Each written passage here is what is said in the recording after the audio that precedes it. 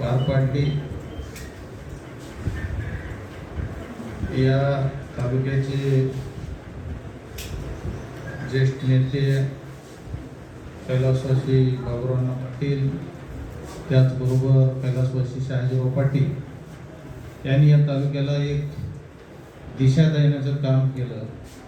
आयुष्यभर झटून या तालुक्यातल्या जनतेची सेवा करण्याचं काम केलं आणि नेहमी त्यांनी निवडणुका पुरत्याच असतात आणि त्याच्यानंतर तालुक्याच्या विकासासाठी सगळ्यांनी एकमेकाच्या हातात हात घालून काम करावं असा जो संदेश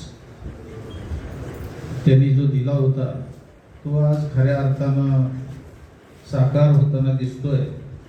कारण विरोधासाठी विरोध म्हणून विरोध करणे ही गोष्ट बाजूला ठेवून आमच्या सरकारी विरोधी पक्षाच्या सदस्यांनी या ठिकाणी बिनविरोध निवडणूक पार पाडण्यासाठी अगदी मोलाचं सहकार्य केलं आणि असं सहकार्य पुढच्या कामकाजाच्या वेळी त्यांनी करावं, जेणेकरून आपल्याला सामान्य माणसाला न्याय देत असताना कुठल्याही पद्धतीची अडचण होऊ नये।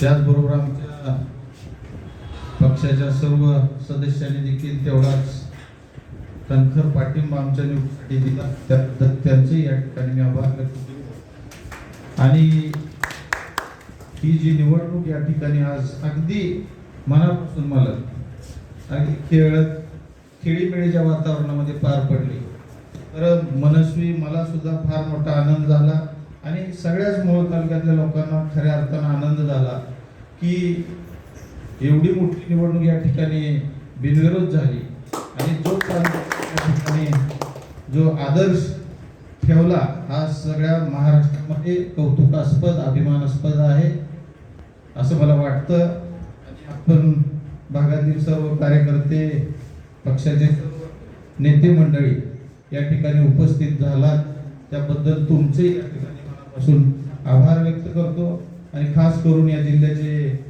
पालकमंत्री आदरणीय गोरे साहेब यांचे या ठिकाणी मनापासून मी आभार व्यक्त करतो आणि सर्व तालुक्यातले पक्षाचे अध्यक्ष, जिल्ह्याचे अध्यक्ष आणि सर्वांचे या ठिकाणी आभार व्यक्त करतो, धन्यवाद देतो।